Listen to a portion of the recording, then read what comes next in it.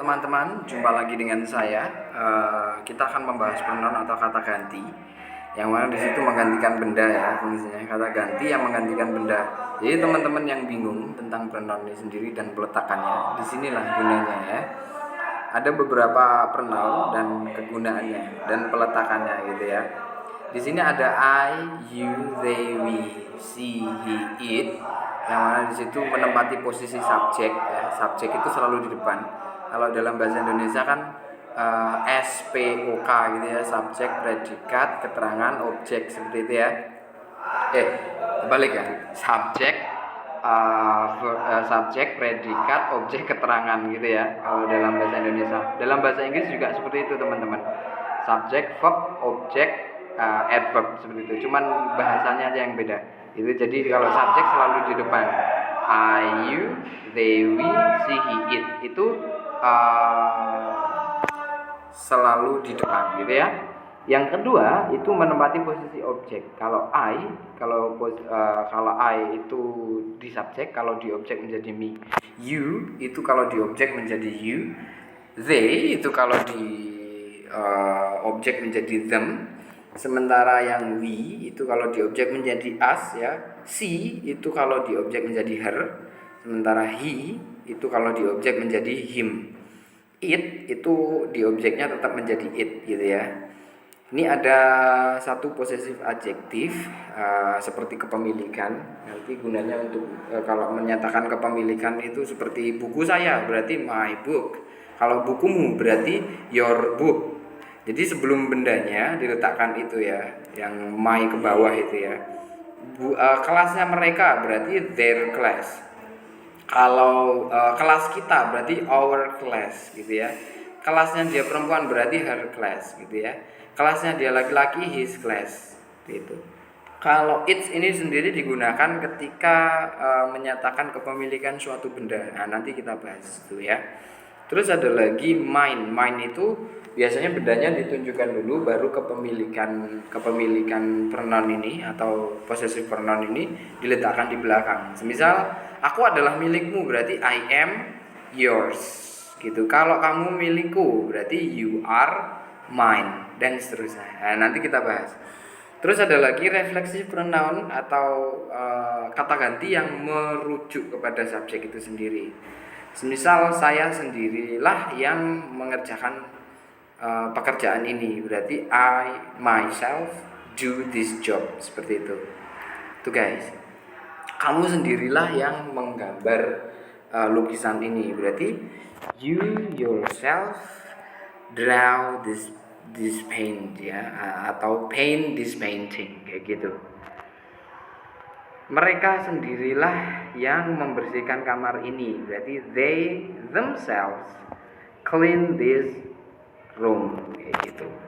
Ini adalah bentuk-bentuk subjek misalnya. Jadi I itu berarti saya, you itu berarti kamu, they itu berarti mereka, we itu kita, she itu dia perempuan, he itu dia laki-laki, it itu dia benda gitu ya.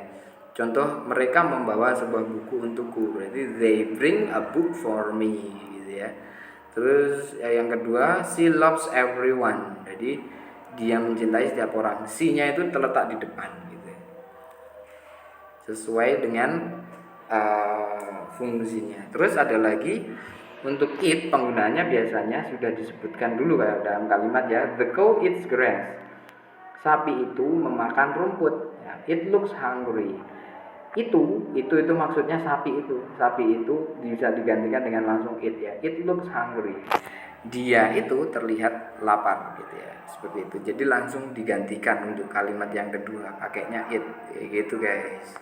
Terus ada lagi me, you, them, us, her, him, it. Me itu untuk saya di objek, you itu untuk di objek kamu, them itu mereka. Terus ada lagi us itu kita, her itu dia perempuan, him itu dia laki-laki, it itu dia benda gitu ya.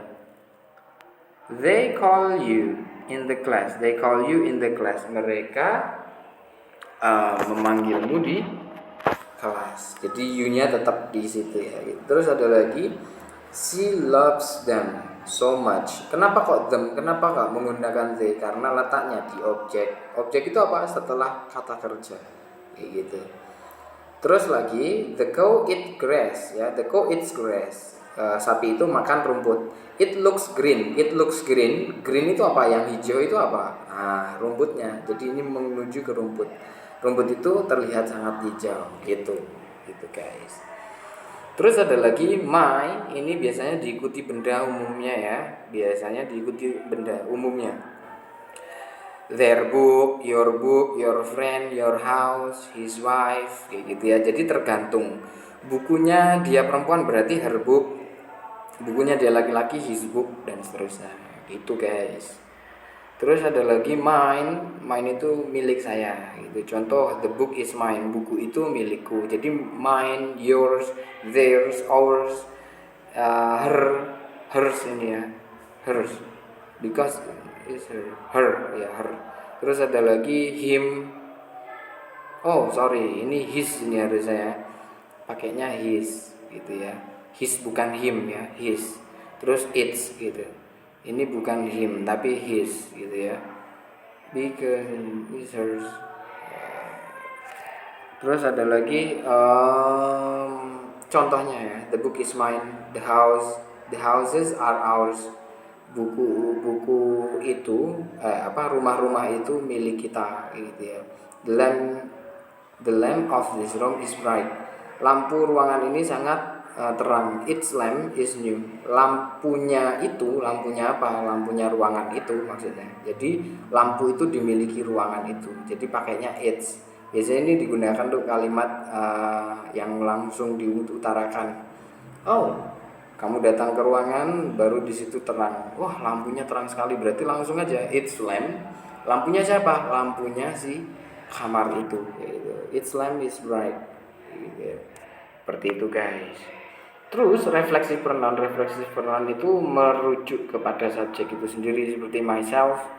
Bukan milik saya ya, tapi ini saya sendirilah. Sorry, ini salah ketik. Seperti yourselves ini sendiri, yourself atau yourselves ini saya sendirilah, bukan milik saya ya. Terus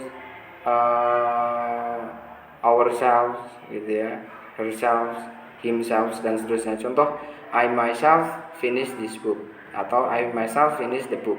Aku sendirilah yang menyelesaikan bukunya. You can finish the book by yourself. Kamu bisa menyelesaikan the book by yourself.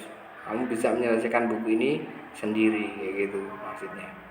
Jadi bisa digunakan. Kalau di belakang berarti harus ada by-nya, by yourself gitu. Kalau di depan langsung setelah subjek I myself gitu ya. Thank you. Semoga bermanfaat. Bye bye. Sorry ada yang beberapa saat ketika ngetiknya pagi belum tidur ya. Bye bye.